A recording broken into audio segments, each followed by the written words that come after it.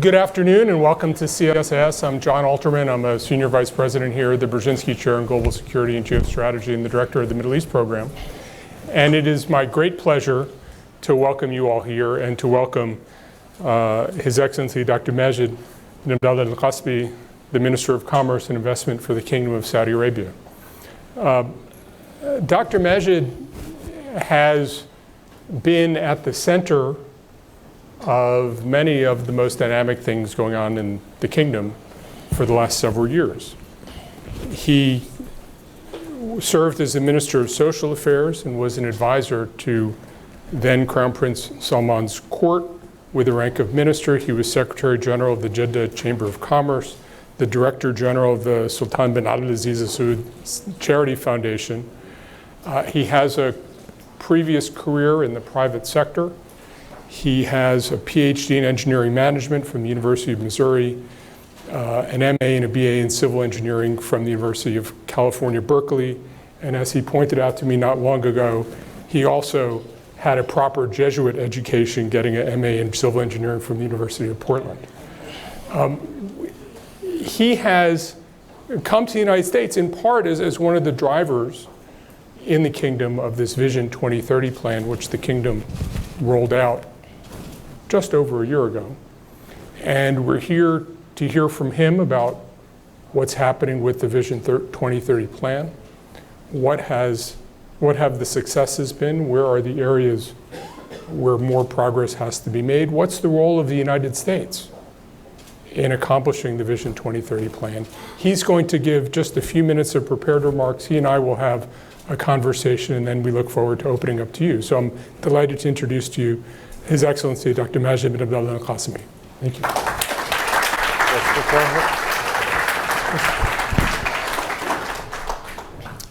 Can you hear me all right?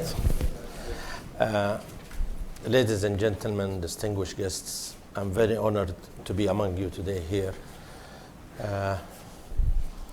I thought to tell you a story about when was my first time that I came to the United States. In 1976, my father decided that I should go for summer vacation. I did not finish my high school yet. He said, I wanted you to go to see the United States because you will be hopefully going to the university in the United States. So I came the first time in the United States, 1976. I came with a couple of friends. I went to California. My uncle was in Fresno, studying in Fresno State. And we came in the summer. And anyway, I enjoyed my summer, and I traveled during the summer. And I went to Los Angeles, and I went to San Diego, and I really loved California at that time. I went back to Saudi Arabia. I finished my high school. I was among the top 10 Saudis achievers in my high school. I was number 6 in my high school.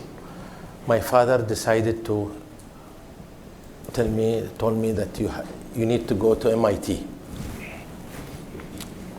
And that time we thought just going to MIT like plug and play. I was a top student, and I came to Boston. Dr. Mohammed Allah yadhkuru bil khair, one of our Saudis' great achievers, met me at the airport. And he said, your father called me and he wanted you to go to MIT. And you can't just go to MIT like that. You need to apply here ahead, and you need to take. I told him, why didn't you tell my father? Why are you telling me now? Anyway, next day we went to MIT. We went to the application office and admission office. They said, sorry, you have to apply for next year. You have to take all these exams. You have to. So anyway, I started my educational trip in America. My friends were in Portland, Oregon. My classmates, I started in Portland. I went to a Jesuit school, University of Portland. I finished with an honor my civil engineering. Then I moved down to UC Berkeley. I finished my civil engineering degree. Then there is a Harvard professor called Bernard Searchet created a new major called engineering management. And I was an engineer and I wanted to do management degree. So I said, I don't want to do an MBA. Why don't I discover this major? So I went to the founder of this major, which is Missouri. They call it the Misery State. But it was a beautiful country. It's a beautiful state. I have done my second master's and my Ph.D. in Missouri. And my two boys were born in Missouri. The story I'm telling you is that a lot of Saudis are like me, went to school in the United States. They were a product of the United States. They're attached to the United States. They became an agent of change when they came back to Saudi Arabia. They became the real reformers of Saudi Arabia. They became the real movers and the shakers of so many things happening in Saudi Arabia. And the younger generation today are much more vibrant, more committed. I could see it in my sons who are product of the United States, the graduates from the United States. Even my daughter is a graduate from University of Houston. They're all Saudis who are really young, high-tech savvy, open-minded, and that's the real investment Saudi Arabia did over the years. Another point I also have mentioned before, Saudi Arabia, when you look at history, if you look at history in Saudi Arabia, and you compare us to the Gulf states, and even Egypt, and even Syria, and even Iraq, all these states were influenced by foreign parties, by foreign nations. Like the Gulf states, the British were there, the education system have influence, their social model have totally been affected by the foreign influence. Saudi Arabia was a desert country and an isolated country, very poor. Illiteracy was 90%, 97% of the nation was illiterate people. Until the 30s, and as you know, we are only a young nation, 85 years old. So oil came, it was a trial and error type of an investment. Oil came, it created a stream of revenues, a stream of generated income. The government started to spend and invest in education. It was a trial and error investment. We learned, we made a lot of mistakes. We made so many fatal mistakes. But ultimately, you could see a lot of Saudis who I'm proud of. Some of them are even scientists and recognized, globally recognized scientists, and we have some of them are in this room. Where is Saudi Arabia today? Saudi Arabia, 81% of its population is below the age of 45. 50% is below the age of 25. So it is young, it is vibrant, it is dynamic, it's changing. Something we're not proud of. Saudis are the highest user of Twitter, and a lot of social medias. But this tells you that a lot of the Saudis are high-tech savvy. The idea is this young generation are really the shakers and the makers of the future of Saudi Arabia. Finally, Vision 2030. What is Vision 2030? Vision 2030 is a proactive plan. Vision 2030 is a finish line. Vision 2030, as you say here, if you aim at nothing, you can't miss. Vision 2030 is something that everybody aim to. There is targets for every sector. There is KPIs for every ministers. There is accountability. There is transparency, where we are obliged every quarter to present our execution, performance, and progress. So this will put pressure on government officials to perform. So it is not only a changing model of economy from a government-led economy or an oil-dependent economy to market-driven economy model. It's a total transformation paradigm shift for the whole country, economically, socially, it's across the board. Now, people could argue about this, A could be B, B could be C, but what we cannot argue about is this is a plan. There is a target that we need to finish to or to reach to. We might reach 50%, 60%, 40%, 70%. The whole, I think having the plan and engaging and starting such a process is a success by itself. So I can assure you that Saudi Arabia is changing, Saudi Arabia is transforming. A lot of things are, 22% of our employment force in Saudi Arabia are women. We have Saudi doctors, of which Dr. Salwa is with us here. She's one of our prominent Saudi female doctors in Saudi Arabia. We have Saudi scientists, female scientists. We have, Ghada al-Mutairi is a world recognized Dr. Ghada al-Mutairi scholar in San Diego. We have so many of them, I can list them, we are proud of. So the conclusion is we are not a perfect society like any other society. We are misperceived like any other societies are misperceived. We are not as bad as the media portrays us. We are guilty by being silent, yes. We are guilty by being absent, yes. We are not communicating our message across, true. But I think the idea is now what's good that we are here, we're trying, we are learning, we're engaging, and we would like to listen to you and tell you and hopefully establish such dialogues to have a common understanding together. Finally, United States and Saudi Arabia have been long partners and friends for over 85 years. And over the years, we have stood together, we share a lot of things and values, we have fought our wars together shoulder by shoulder to liberate Kuwait. We align in so many things, to fight terrorism. We are for peace all over the world. Saudi Arabia is not only exporting oil. Saudi Arabia exports stability, export optimism, export unification, so peace. So I thank you for coming. I thank you for giving me the chance to at least to explain. We have a great story to tell, and also we have challenges like any other country. And I was just saying that there is always, as you say, at least one toilet in every house. We have also extremists like any other nations. We have bad people, insane people like any other nations. But you cannot make a generalization or carpet bomb the whole nation because of few misfits or few crazy people.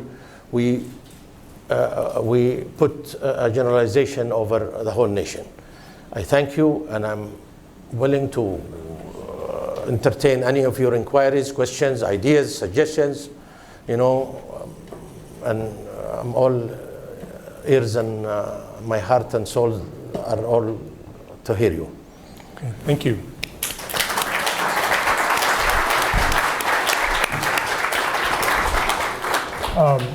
Your Excellency, thank you very much for that. So maybe we'll just start off and then we'll kick it to the audience. I'm not saying it's my count.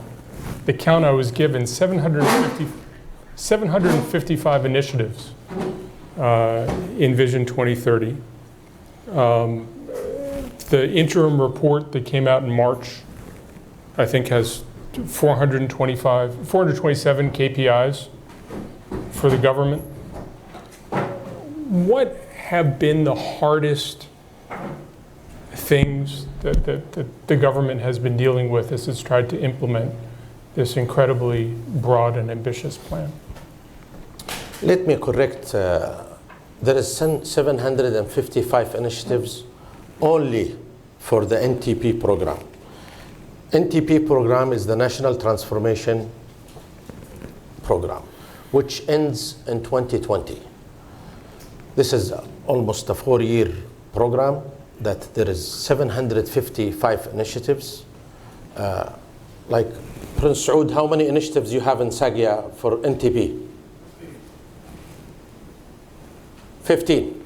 15 from Sagia. Every entity has its own initiatives. We have 36 from the Minister of Commerce and Investment.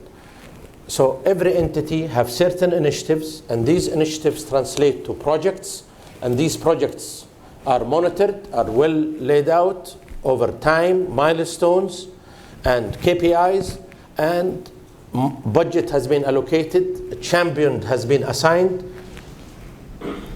and it has been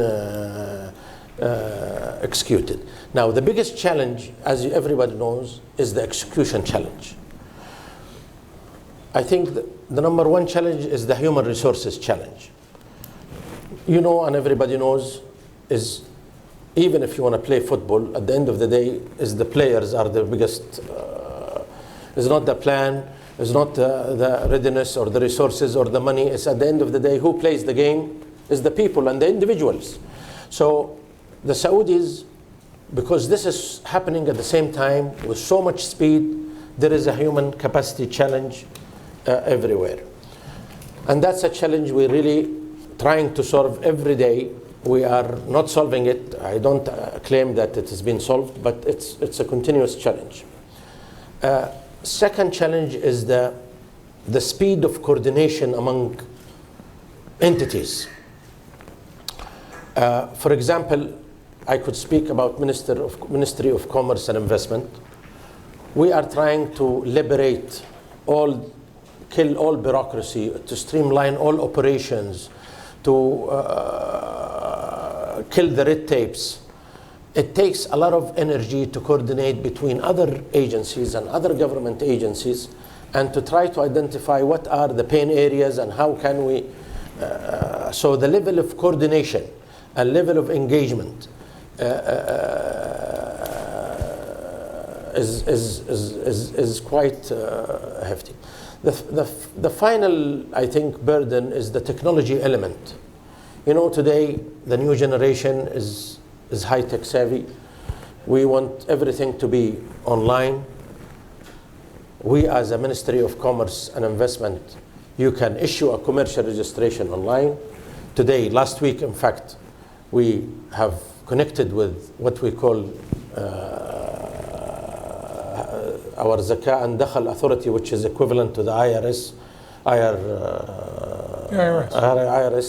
here authorities, and also with the Labor Ministry, where in one single go you can issue the commercial registration and you get your labor requirements and number requirement from the Labor Ministry as well as from the Zakah. So all in one step. But still we need to align other agencies to make it more. So again, we're building the bridge as we go. We're building the ship as we sail. It's a very challenging situation.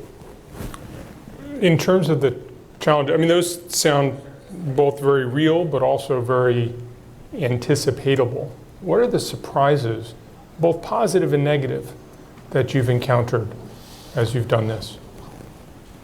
To be honest with you, positive is that everyone wants his government to change, to be better. And that's, you could feel it from government officials to private sectors, to local citizens, to entrepreneurs. They really want their government to become better, perform better, to become more efficient. That's the good thing. So everybody is for the change and for them. Again, the challenge is that there is also people who not only question who really discredit some of the hardliners, discredit the energy, the success, the dynamism of change. And I was telling a lot of people yesterday and today, change has has four modes. This is what we've been taught here in psychology during my school years. Change has four modes. The best mode is to accept the change. But the other three out of four, the other three is against change. Resist change, tolerate change, or reject change. So that means 75% of time in psychology, that's not me, this is science, 75% people don't want to change by nature. Even if I ask you today to change your cell phone to a different brand, people will say, no, I will stick to my, because even if it has all the feature there is, and change certain habits, change, people by nature don't like to change. So the biggest enemy, sometimes we are our worst enemy. And that's a challenge, I think, that we're going to face and keep, and until we convince the real people that change is for the benefit, change for the best, and change for better. I think that will hopefully be the case. So what's the strategy for that? I mean, the Minister of Commerce has a role, but it's part of a much broader governmental effort. What's the government strategy? I think maybe let me be honest. Maybe the government, and I could blame myself also, we did the mistake of not engaging fully the community, either the private sector and others. Sometimes, truthfully, engagement is the right, communication is always a two-way street, it's never one way. And I think if something that if I look back and I would like to do better, but because we were busy, like we're running on a treadmill, you can't think, you can't just, and we did not engage the stakeholders at the right time, quickly and fully. But now we're catching up with this, we're engaging, so at least you want to turn them to be believers, that the people can be real believers of what you're doing and what you're trying to achieve, and how is this change will impact their lives, their businesses. We admit we still have some mistakes here and there, but you admit, but it's because of this rapid change.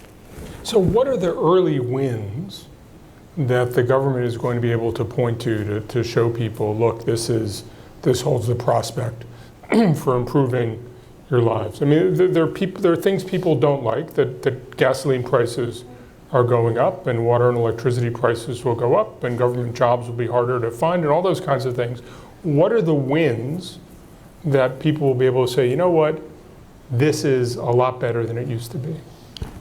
That's a good question. I think the real win is our country is opening up. For a lot of people, Saudi Arabia has been a black box, to be honest. And the country is opening up. Socially, we will have a better life to live in, a better community to live in. We are opening up, we're unlocking sectors. We are introducing better accountability and transparency. So I think our quality of life will be better. Our education system will be better. Our opportunities will be better. Also, part of this change, there is always what you call disruption. When you have change, there is always disruptions and failures and things. Is just a correction in history. So during this era, I think there will be people who will correct their compass. They will go east rather than going north. They will, in business, they will open maybe a new business. They will have, some people will diverse their business, maybe grow more, open more markets. Anyway, but I think the dynamism is the real win, and opening up socially. I think the social model will be much, much better than what it used to be. Although the challenge is you can raise fuel prices overnight. Doing the other things takes time, and there's resistance. But true, I think fuel prices, it has been long overdue to be. We can't sell gasoline prices less than water prices. You cannot run a country when you fuel your tank cheaper than buying a water with the same amount of quantity. It is a correction that maybe we've made a mistake in history. We did not act maybe correctly. Maybe our country and our government has been always generous with its own people, and it's always been generous. And they thought that this is the best way to subsidize maybe more oil prices. But I think time has come to correct this. And also the government have allocated for people who cannot afford the increment of oil prices and energy prices and other prices. They have what I call it is a citizenship account, where the revenue generated from the increment of fuel prices, it will be paid back, but not to every Tom and Dick and Harry, but to the right people, to the right eligible people who needs the support. Why should I support today subsidies? If a minister fuel his car, it's not as the same as a guy whose salary is maybe $500 or $700 a month or $800 a month. In the past, subsidies was one size fits all, and it goes for everybody. Now, subsidies will be, fuel will be adjusted. However, subsidies will go to the needy people, to people who are really deserve to be subsidized. I mean, just before I go to the audience, and I want to do that momentarily, but I just wanted your reflections. There are some people in Washington around the world who argue that a really vibrant economy requires a certain kind of society. I think there are some people who argue the only way to make an economy more vibrant is to make the entire society more like the United States. What do you think the essential political and social elements are to have a genuinely vibrant economy? And what are the parts that can be deferred, delayed, pursued in a different course without preventing economic growth? I personally think that there is certain minimum requirement for any society to develop. One, the most important is laws and regulations. If there is no laws or regulation that is enforced, then will be no respect for anybody. I think that's also a point has been looked into and has been one of our Vision 2030. We are really streamlining all our laws and regulation. In my ministry, there is 36 new laws and bylaws. We are doing bankruptcy law, franchise law, commercial mortgage laws. We're doing corporate laws. We're doing all type of laws and review and revisiting even our FDI laws to make sure that it is world class and it is competitive and it is benchmarked to the best practice. Second, you need to see what are the real enablers for any economy. People needs human resources. People needs accessibility to information and knowledge. People needs to be also not only to accessible to transfer information. People access for cash and transfer of cash, and that's already in Saudi Arabia. Some of the countries you've seen until this date, without mentioning names, it takes you 28 days to transfer your money to their own countries. And 26 days, sometimes from 14 days to 28 days to get money in and out of the country. So liquidity and currencies and exchange and freedom of moving your money across, that's also important. There is also a distinctive competencies about Saudi Arabia, or a competitive advantages that make Saudi Arabia in the investment radar screen or in the investment map for Saudi Arabia. For example, the mining sector. Mining sector, if we could claim Saudi Arabia as the central bank of oil, I could claim that Saudi Arabia is the central bank of minerals globally. Saudi Arabia is so rich in terms of diversification of minerals, and rich in bauxite, phosphate, iron, copper, zinc, potassium, all type of minerals, gold. But we have only explored 3% of its, so that's a sector that is unlocking totally. As I was telling you upstairs, that the Red Sea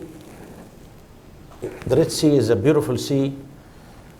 13.5% of global trade passes by the Red Sea.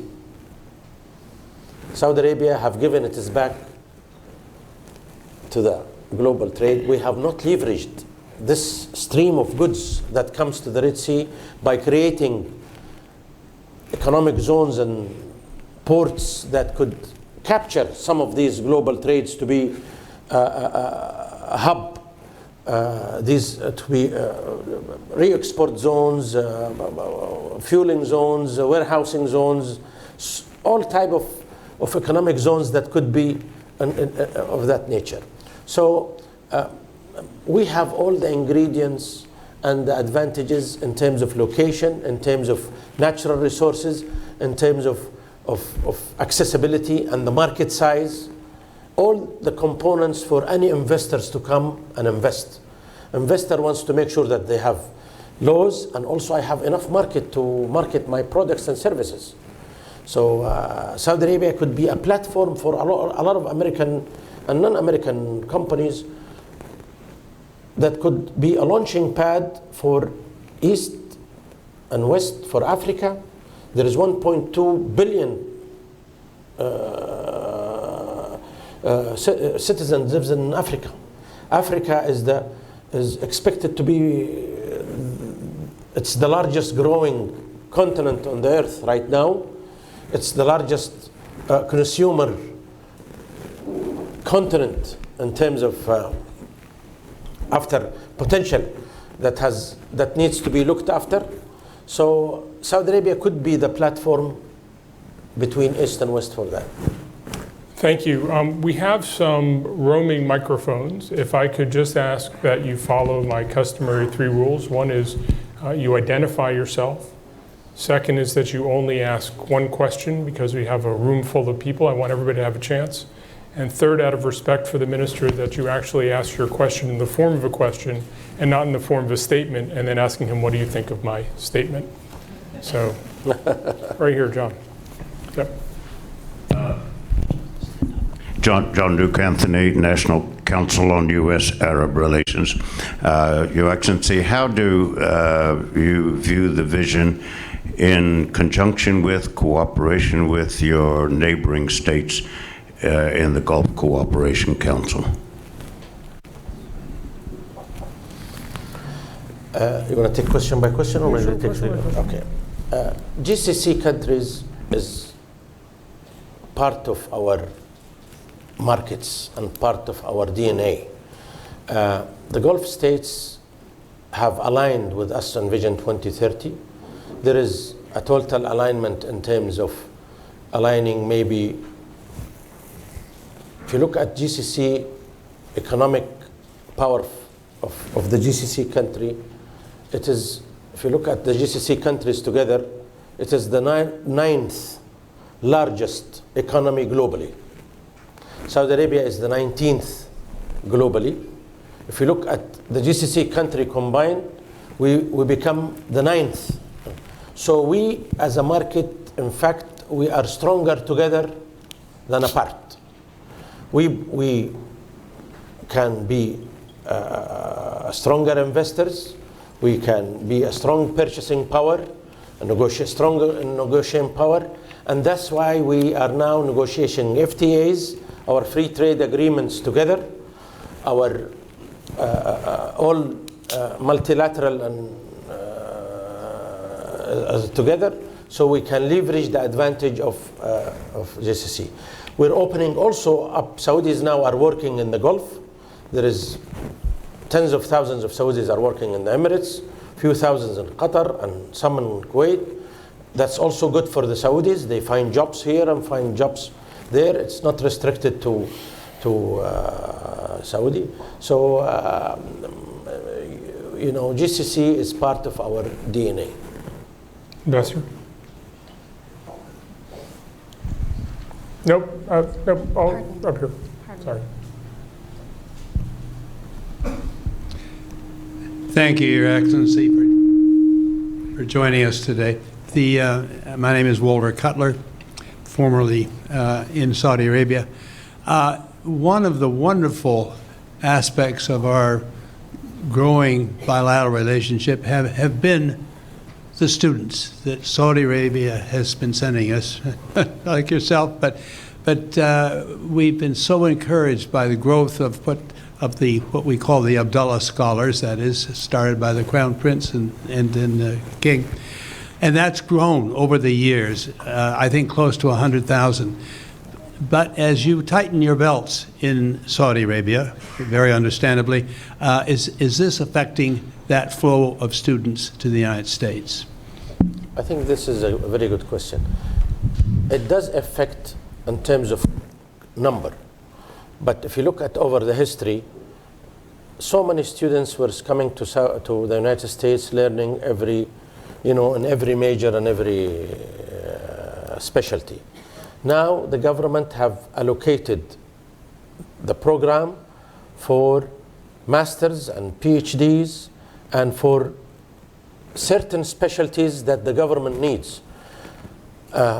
So you will see more Saudis coming into special areas. We need, let's say, high-tech engineers, maybe more chemists, more doctors. There is 2,800 post-doctors, medical doctors are studying in the United States now. And you will see more of these coming to the United States rather than having 100,000 and with time. So the idea with investing on exactly the need for specialties to Saudi Arabia. And again, student exchange will never stop because they are the agent of change. It helps to build their characters. It builds you learn more about another country. You learn more about, it's a two-way, it's a win-win situation. And I think it's a great program that will make sure that it succeeds and it continues to flourish, but toward the right need again.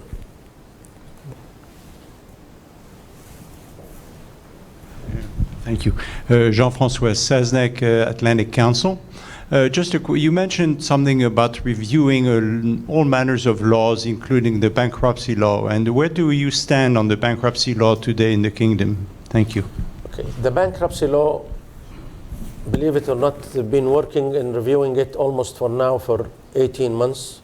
It has just been finished 1 month ago from review. It has been reviewed by the World Bank. It has a world-class law firm has been helped us to draft it. It has been reviewed by the World Bank. It has been reviewed by the public. We put it for public to get it and for lawyers and get us a feedback. It has went now to the Royal Court, what we call the expertise authorities. So it should go to the Council of Shuras.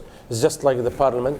So I expect within the next 6 months it should be coming out and hopefully in place. But it's finalized, at least drafted, finished. Maybe we'll get some feedback here and there now. And, So, woman in the back.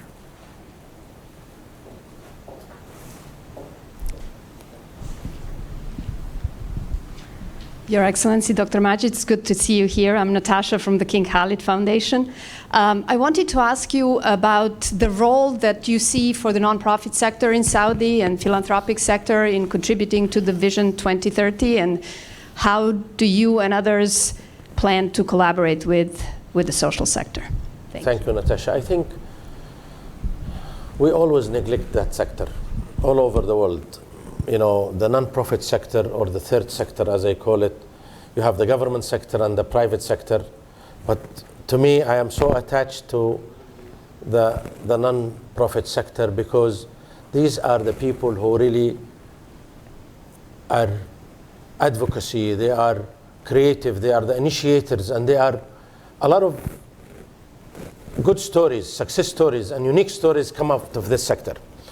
So Saudi Arabia first have issued a new law last year. I was the social affairs minister before I became the minister of commerce and investment. The new law opened up the spectrum for that sector. So your volunteer, Saudi Arabia, unfortunately, there was no law that governs volunteer work and how to volunteer for any work. So the new law opened up sectors. Second, the endowments. Also, endowment has been there since thousands of years in Saudi Arabia, but unfortunately we did not develop it. We did not take it to a world-class level. You could see in the States now, Mayo Clinic is a non-profit endowment, one of the best medical institutions. Harvard, so many institutions in the States, education, health, is being owned and governed by non-profit. And I don't want to say also Bill and Melinda example, and so many examples here in the States. CSIS. CSIS is a non-profit organization. What I'm saying is that sector is really flourishing now in Saudi Arabia. We still have a lot to do. We still have a lot of challenges to go through. But I think the door have opened and the enablement mechanism have been set. I think you have to be pushy to make the initiatives and to bring people and to align with others non-profit. And by the way, King Khalid Foundation is one of really our pioneer foundations in Saudi Arabia. They have been doing a great job in so many. We have so many foundations in Saudi Arabia. King Faisal Foundation, King Khalid Foundation. We have also Al-Rashhi Foundation, Al-Sabi'i Foundation, so many, and they're investing in health and education and in handicapped and orphan care, and so many social issues and problems that we need to tackle. Yes, ma'am. Yes, my name is Karen Thurmer. I'm with a magazine called Foreign Direct Investment. And Your Excellency, I would like to ask you what your country is doing what initiatives you're taking to attract foreign direct investment, and what countries besides the United States you're targeting, and industry groups. Investment is an appetite. And as you say here also, there is no bad business, there is bad marketing. Saudi Arabia, we have a great business opportunities, have great unique opportunities that could attract global partners. For example, as I said earlier, we're also privatizing a lot of our government services, our utilities, water and electricity is from sports, water, electricity, all the utilities is going to be privatized. So, mining, I've said about services and tourism and all others. There is so many opportunities that could be tapped and reached and explored. And I was saying that there will be, hopefully next month, SAGIA, which is the Saudi Arabian General Investment Authority, will give 15 licenses to American companies, new investors, that they will invest in Saudi Arabia. Now, who are we targeting is we have country strategies. The United States is a great partner. there is also opportunities globally where we need, based on location, based on needs, based on distinctive competence in every country, that we could, we're working with Japan, we're working with China, we're working with England, we're working with India, we're working also with some Arab countries, neighbor countries that also we think strategically that they have market, they have, so there is what I call a partnership vision and strategy. And every country has its own need and its own specialties that it has to be two-way, it's a win-win for both countries. And as long as the dialogue is there and the communication is there, and we're promoting the right services for every country, that's, I think, the right recipe for successful partner with any other countries. I see something. Yeah. Andy. Thank you, Mr. I'm Hani from Berkeley Clinton Group. I want to ask you about the Vision 2030, and I agree with you that it's good to have targets and goals. But your starting point has some contradictions, and that is that your economy is slowing down, and economic orthodoxy argues that you don't cut spending, raise taxes, and reduce subsidies at a time when you are facing a slowing economy. So my question is that what are you doing to offset that? I understood the question. I think he says we're starting on maybe the timing is wrong.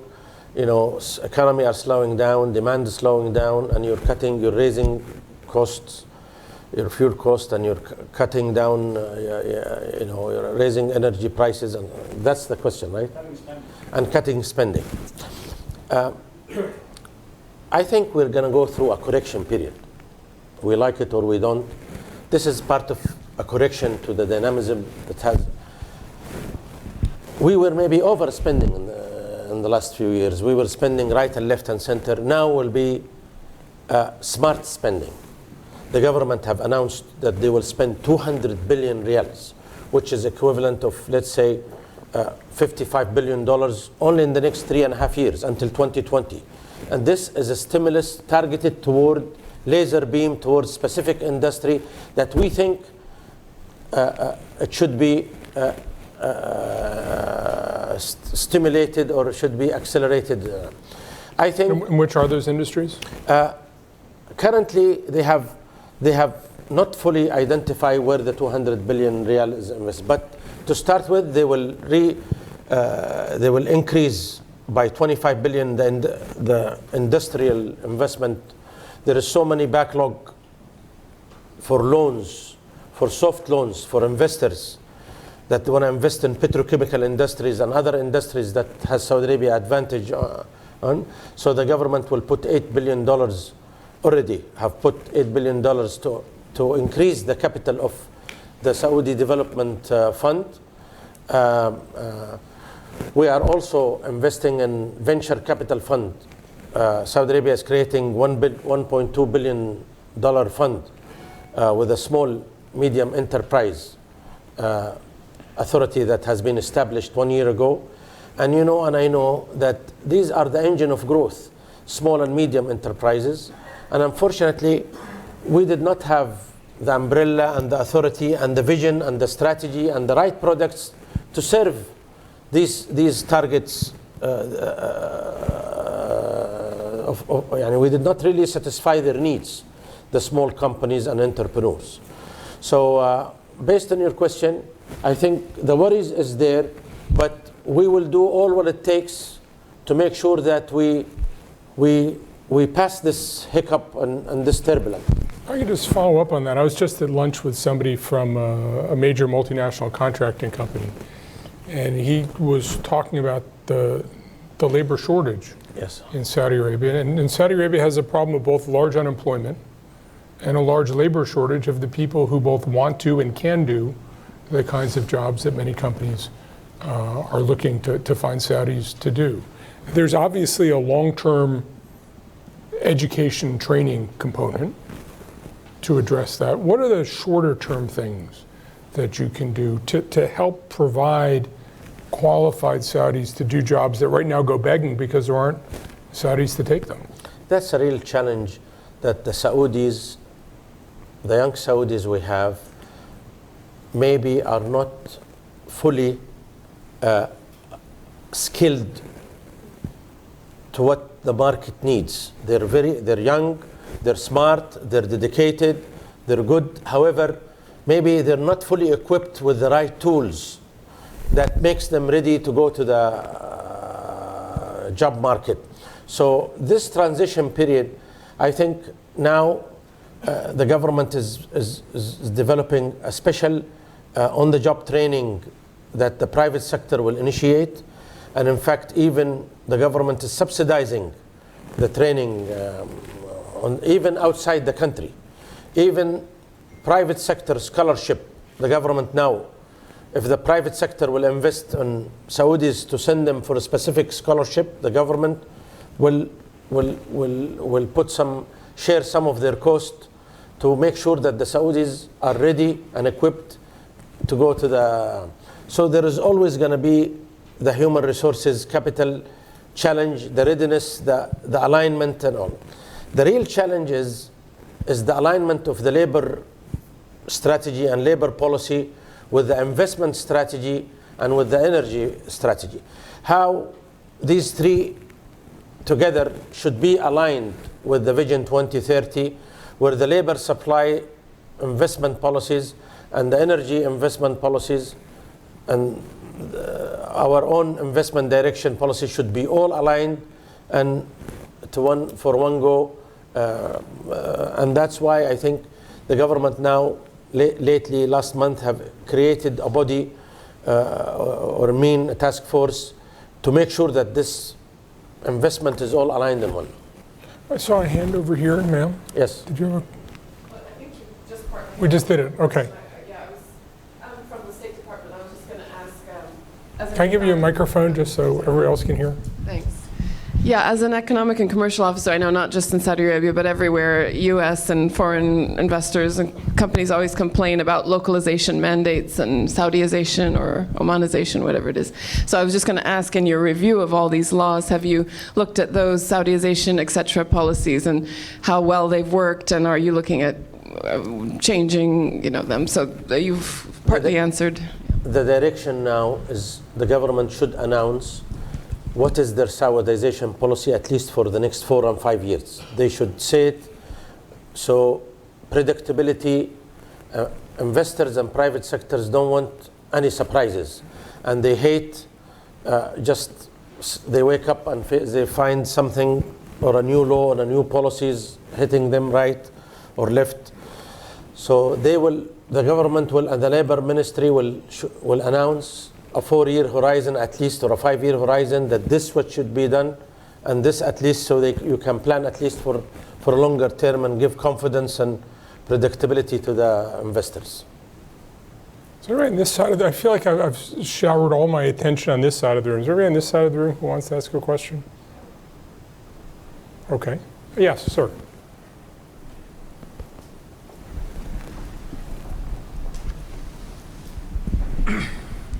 Sam Saha, Council on Foreign Relations, and could you please speak a little more on the Kingdom's renewable strategy, specifically with an eye towards maybe exports?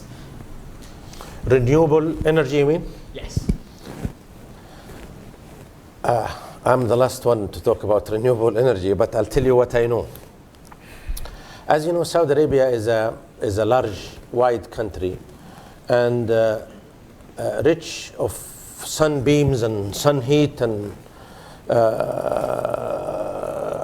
of solar energy. So solar is definitely part of our new energy.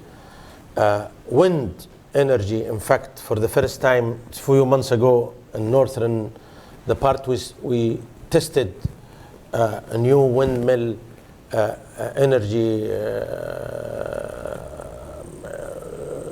producer, and it was very successful.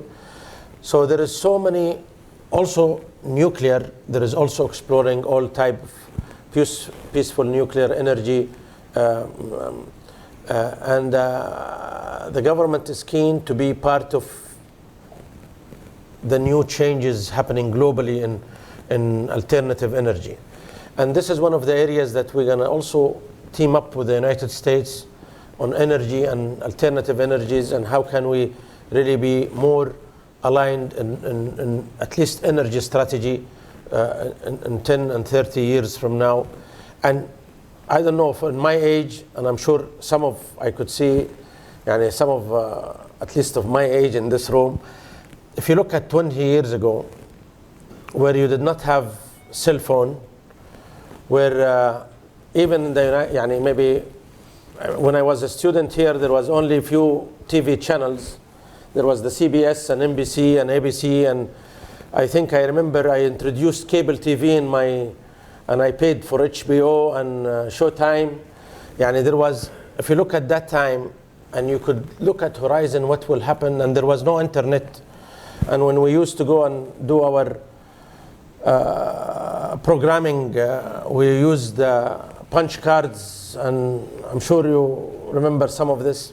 And when the IBM produced their new late 81, early 81, 82, yeah. Early 82, I remember I was in Berkeley then, and a friend of mine, we visited, and it was $8,000. The hard disk, and you buy it with a 2-disk drive, and it was. Look at the revolution that happened in 20 years. Look at what you can call now. You have the whole world in your hand. You have not only a communication tool, you have a TV tool, you have all type of tool, all the world in your hand. You can communicate. There is an application now. My son I can talk to my family and everyone in different area, and we all could see them at the same time. And there is an application, I don't know if you know about it, it's called House Party. It's very useful, where my daughter is in one town, my other daughter in another town with her husband, and my grandchildren is in, and we all speak at the same time, and with faces. If I tell myself this would happen 10 years ago or 20 years ago, I say, this is crazy. No one would even believe such thing would happen. The whole point I'm trying to say, technology is moving too fast, changing in technology. And now you could see airplane without pilots, cars without drivers, robots. I have seen a program now that in 10 years that there will be a lot of, I don't know if you know, the future jobs. Have you read this or not? What are the future jobs? All these jobs today will not be there in the future. Why? Because it will be replaced by artificial intelligence and robots, and all this technology will change the landscape of whole productions and the whole thing. Look at even surgery in the health sector. It's changing so rapidly. What I'm saying is the rate of transformation is so fast that you can't even adhere and you can't even comprehend. So in energy, I don't know what is the rate of change, what will be energy in 10 years, and where will be the future energy, and what will happen. I wish I could predict, but definitely the landscape of energy will change globally. Or what the job market will be for the young Saudis who are coming up now and aren't going to be doing all the things that people could possibly do now. That's a real challenge. But again, there is a lot of service jobs in Saudi Arabia that will always going to be there. There will always be pilgrims that comes every year and attend. There will always be services, and there is so many. It's a challenge, I have to admit, global challenge. But we have to adopt, and who would believe Kodak will be out of the market? Whoever who, when we used to travel, we buy only Kodak, and there was nobody else but Kodak. And Kodak now is not there. What I'm saying is, what market leaders and things, and the dynamics is all changing. As a last question as we close, you have been here and you've met with senior officials of the U.S. government. What should we look for new coming out of the U.S.-Saudi relationship? Yesterday, the Secretary of State have come to and attended the CEO summit that has been hosted by the U.S. Chamber of Commerce and the Committee of International Trade, the Saudi committee, and he gave very strong messages. And I think President Trump and Saudi Arabia are keen, and the leaders of Saudi Arabia are keen to take this relation to a new level, a higher level. So we expect that will be hopefully stronger, will be better, there will be more understanding, there will be more visibility, there will be more investment inward and toward Saudi Arabia and toward the US, because the United States not only a partner and a friend, but it's been really a strong ally for the last 85 years.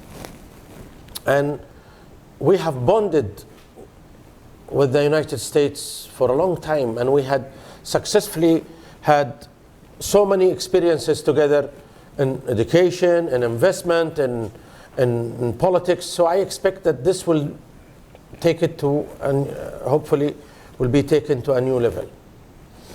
Your Excellency, thank you very much for coming and speaking with us. Thank you for your attention. I hope I didn't bore you, but